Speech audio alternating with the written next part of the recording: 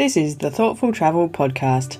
I'm your host, Amanda Kendall of the notaballerina.com travel blog. Every episode I'll share travel tales from several fellow travel lovers, and together we hope to entertain and inspire you, remind you of some of your own great travel experiences, and encourage you to hit the road again soon.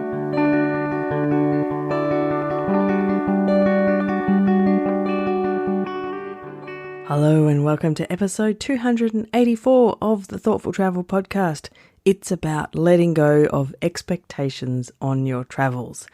It's kind of an episode in the long line of the lessons we learn from travel. This is one of my very favourite topics, but the guests I'm chatting to in this episode all have these kind of tales where they let the unexpected happen, and it is the best way to travel. So I guess when I try to travel, I try not to plan too much. I definitely don't plan everything.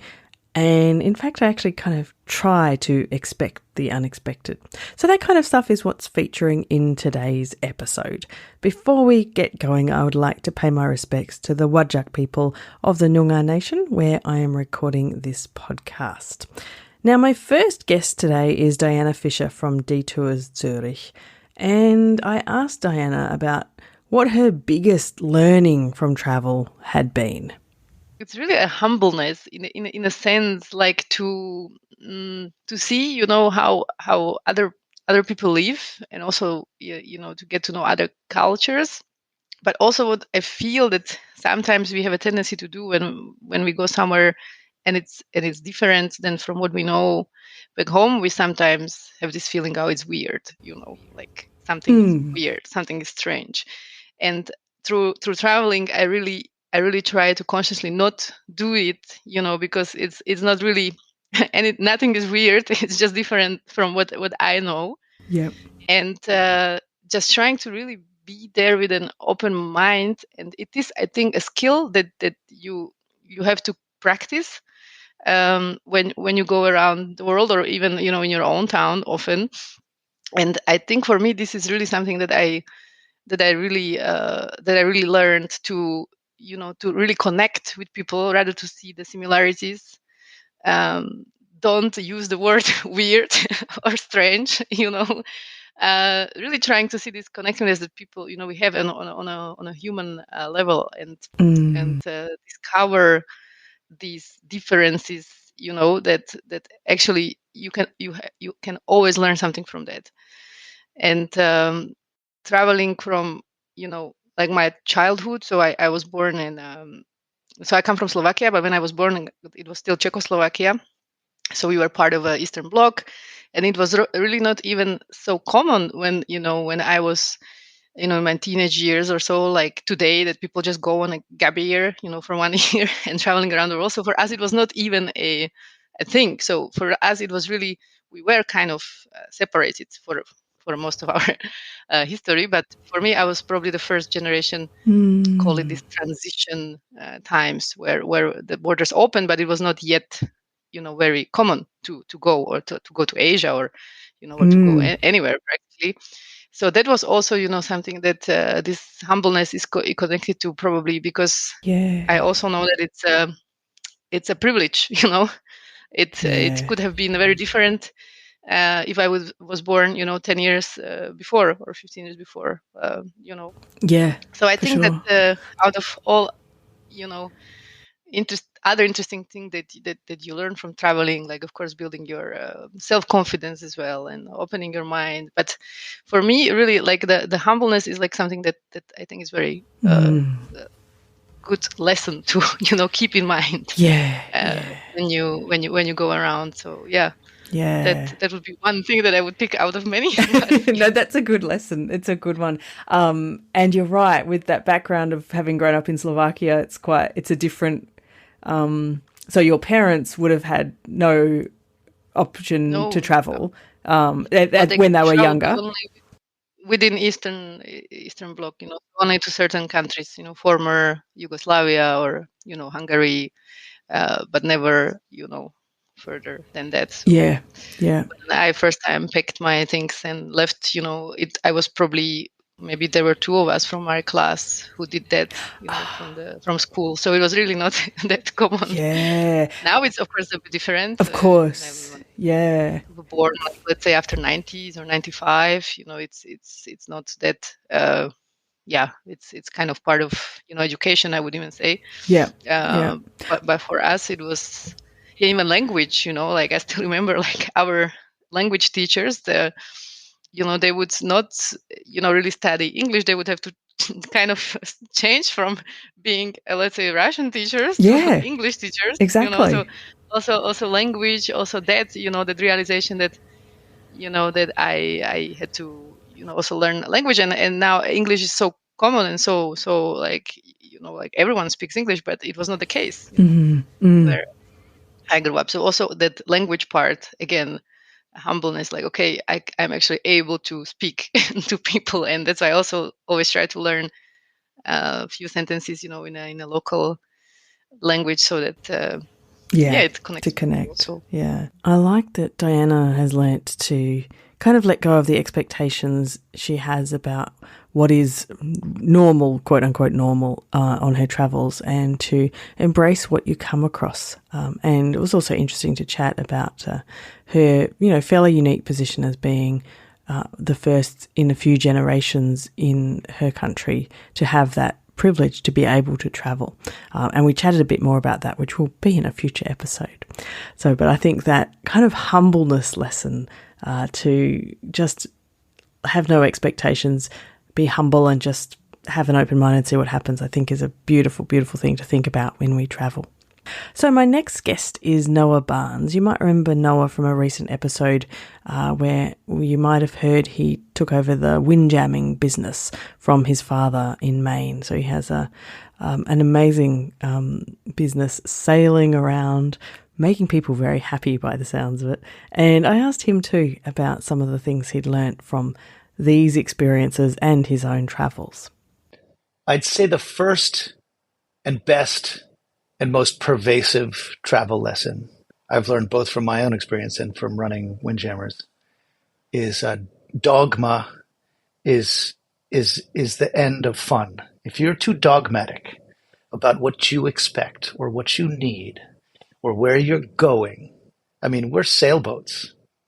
We're a sailboat that doesn't even have an inboard motor. We're on a 115-year-old engineless schooner. If you really, really need to get somewhere and you're going to be upset when we don't get there on time or at all, you're setting yourself up for disappointment, bud. So really, in travel, I believe that the goal is the endeavor itself. It's the travel is the destination. And if you're dogmatic about where you need to go or what kind of experience you want or what you thought the cabin was going to be like or what you thought your fellow guests were going to be like, if you packed in outfits and not clothes, if you are holding on, if you're white knuckling your idea of what this travel experience is going to bring you, more often than not, the world is bigger than your imagination, and the experience that you're going to get out of something is bigger than however ponderous your expectations were. They're going to exceed it in some way. You just have to be open to that. So dogma is just the killer of fun when you're traveling. How many times have we been like, well, we were going to Modena, but Bologna was too much fun, or whatever. Exactly. We were we missed our train, but we did, whatever. Mm-hmm. So if you're holding on too tight, just let it go, man. Enjoy the trip. Such good advice. I know when I was wandering over your website and I read something like, we don't really have an itinerary, we just have to, go where the wind takes us. I was like, this is my kind of cruise, because it's taking my kind of philosophy of what is will be, and that will be the best possible trip you can have just by exactly letting go and seeing what happens. Right. And if you're sailing, particularly, the biggest mistakes on sailboats happen when you've got to get to some place, or you've got an idea that, you have to get to Moustique, but there's a 12-foot sea running. It's like, what are you trying to do? Make every, So anyway, it's not something that we do in the main windjammer fleet. We don't have an itinerary. It's beautiful. there's literal thousands of islands to go to. So we never really have to make up our mind. We happen to be in a beautiful place to not have an itinerary. That's not an accident. But of course, being able to just roll with, there's going to be a beautiful sunset over there, or the breeze came up and we're on a broad reach up Blue Hill Bay. And that's what we're doing right now. I have had people come and say, but it said we would be anchored by 5, which is sort of, I like to be anchored by cocktail time. It's nice. This happened to my father. I remember him telling me the story. My father, a woman came back to the quarterdeck and said, it's 5 o'clock. We should be anchored. And now he was between in Frenchman's Bay heading towards Acadia National Park. He was in 500 feet of water and he yelled up, "Drop the anchor!" Oh, wait, don't. Wait, I'm looking at the chart and it says here that we're in 500 feet of water. Hey, how about if we just keep sailing towards the sunset and when we get to a nice place, we'll stop then. Is that okay? And by about 3 days of that, she finally got it and relaxed. Wow, she really needed that trip, that woman. She did. I think she got what she came for. Anyway. Yeah, without even realizing. Oh, that's so fascinating. I really have an aversion to minutely planned travel. I have, quite a serious aversion to any minute-by-minute planned travel and don't deal well with that at all. So I think that this is my kind of travel, and it's a very, very important lesson that a lot of travelers do need. And increasingly, we're in a travel sphere where highly planned, highly scripted packages are being offered. First, we're going to do this, and then we have to get over there in time to see the turtles, and then we have to be back aboard at 5 o'clock for cocktails, and then the boat is going to leave at 6:30, and then we have time for the climbing wall, and it's anathema to us. That whole idea of unscripted, unplanned kind of gets to you at a different level than planned, forced merriment. Mm-hmm. I completely agree. Yeah. That's a brilliant lesson. Did you have any other lessons in mind to share?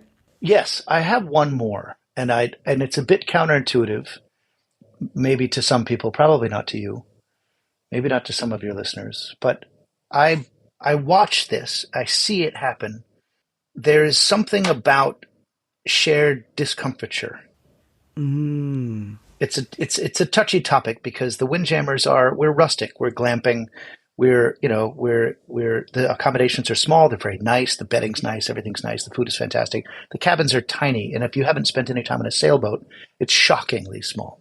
Right. If you spent time in a sailboat, it's not shockingly small. But we get people who are coming from parts of the world where there's no, salt water, right? No sailboats. So when sometimes you have to really talk them into it, and sometimes it's not sunny all the time, like it is in the brochure. Sometimes that perfect day doesn't materialize, and it rains for 2 days in a row. It's foggy. Can't you control that, Noah? I'm good, but every superstar has to know their limitations. Fair. Not that good. The point is that the guests inevitably, unerringly form a community. And I believe it is the charm of a little bit of shared discomfiture. I mean, we go camping for a reason. We go outside of our house. We leave our easy chair for a reason. And it's not necessarily so that we can find a body temperature, kidney-shaped pool 300 yards from the sand because the sand might get in your swimsuit. And somebody is giving you an umbrella drink, at 15 minutes on the hour, every 15 minutes. That's our worst idea of ourselves on vacation. That's what we're being told to think. It's kind of a lovely concept. I would chew my own leg off after 2 days of that to get out of that. What we want is a little bit of something, a little bit of something, either it's type 1 fun, which is fun right now, or type 2 fun, which is fun when you're remembering it, when that thing happened, when it rained, when there's a squall. There's something that happens though. So my overall point is that the trips that we have had where the weather has been more challenging are the trips where everybody gets off the boat and books again together for the next year. Wow. Where people cry the most. I mean, people step off of our boats and they cry, they weep every single time. There's a handful of people who are crying as they hug me goodbye. That's not an act. It's not a joke. Wow. It's not, I'm not the only one. My colleagues throughout the main windjammer fleet say the same thing. It is deeply affecting, this thing that we do. It's transformative. But I believe that the core of that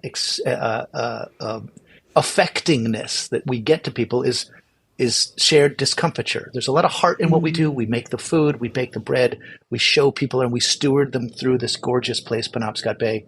But I believe it's the community that they form and the shared discomfiture, which is a little tricky because you don't want to tell people that they're going on vacation to be slightly uncomfortable.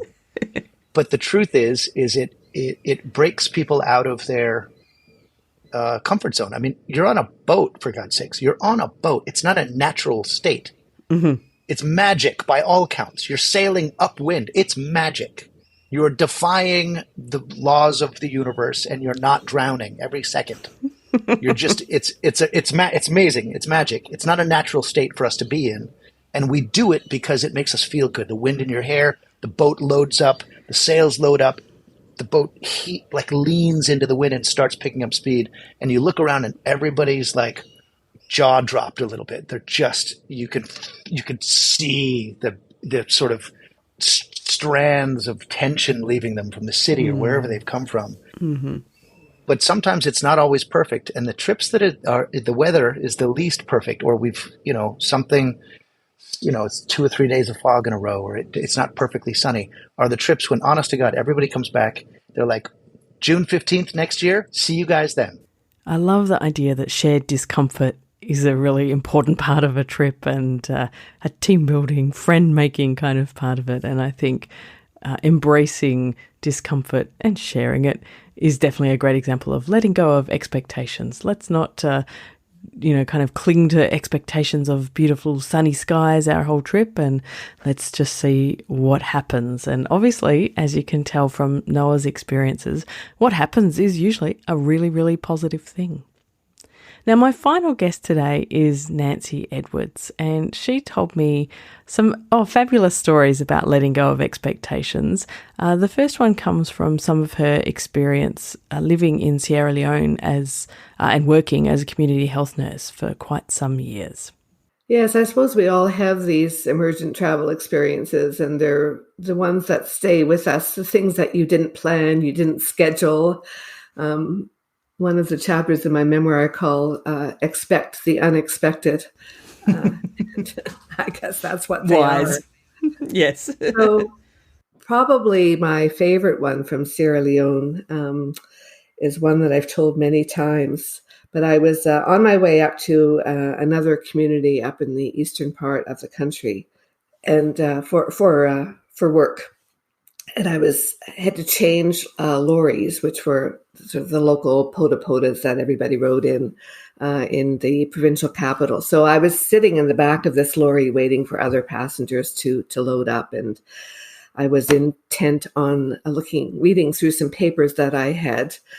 So I didn't see these two men who were approaching the lorry. One was an older pa. He was probably a paramount chief based on his long embroidered robes and his kufi cap. And he was accompanied by his speaker. And the speakers normally provided translation for the chiefs. So the old pa had a rather toothless grin. The young man looked quite formal. So they came up to the back of the truck and started speaking to me. And he said he had seen me, this is the chief, had seen me across the lorry park, thought I was very beautiful, and he'd like to marry me. That escalated quickly. That all happened very quickly, and I was just a little startled, to say the least. So the question is how to manage this in a culturally tactfully appropriate way, because he really looked quite serious.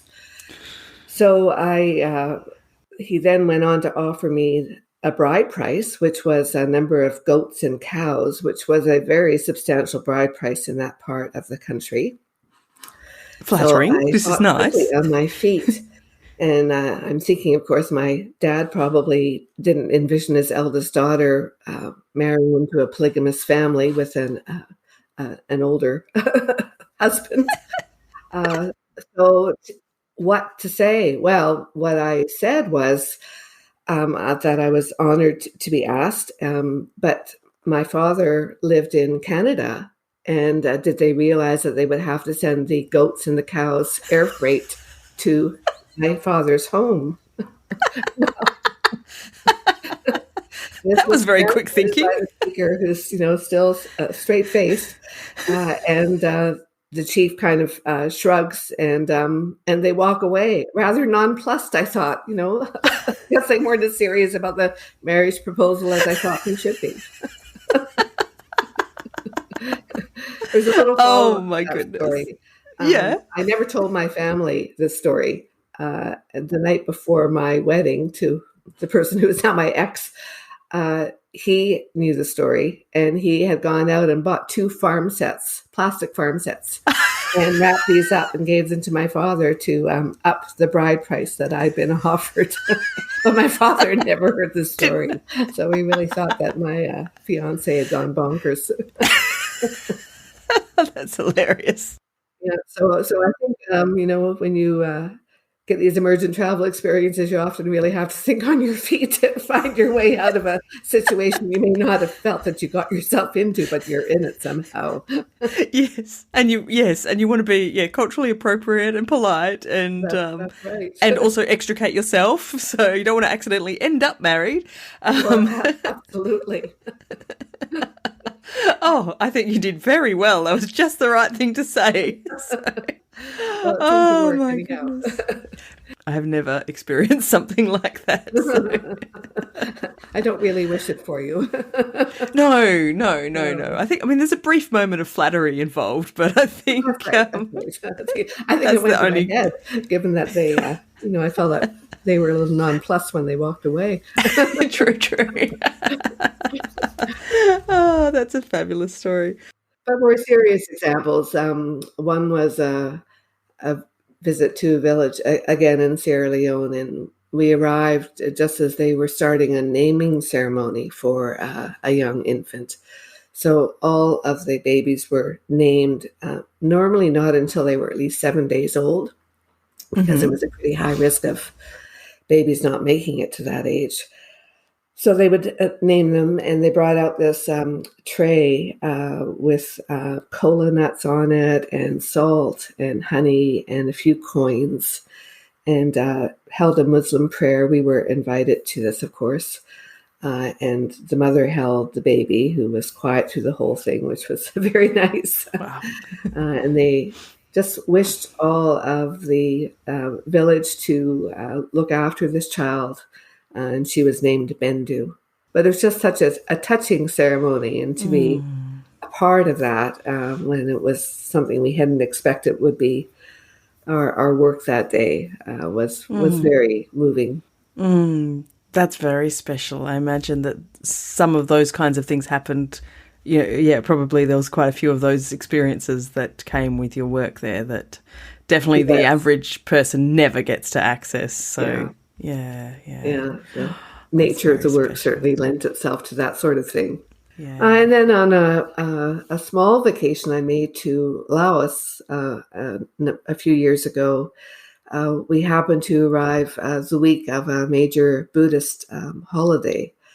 So there was the monks, of course, would come out every morning to get their alms. But on this occasion, monks had come in from different parts of the country, and there must have been at least 300 of them lining the streets of the old capital.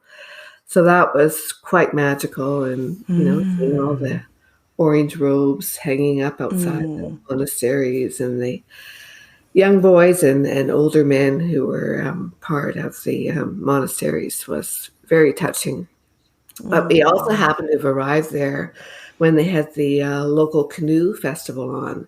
So again, this wasn't something for the tourists. This was a local competition where they brought in the best canoeists from all of the surrounding villages.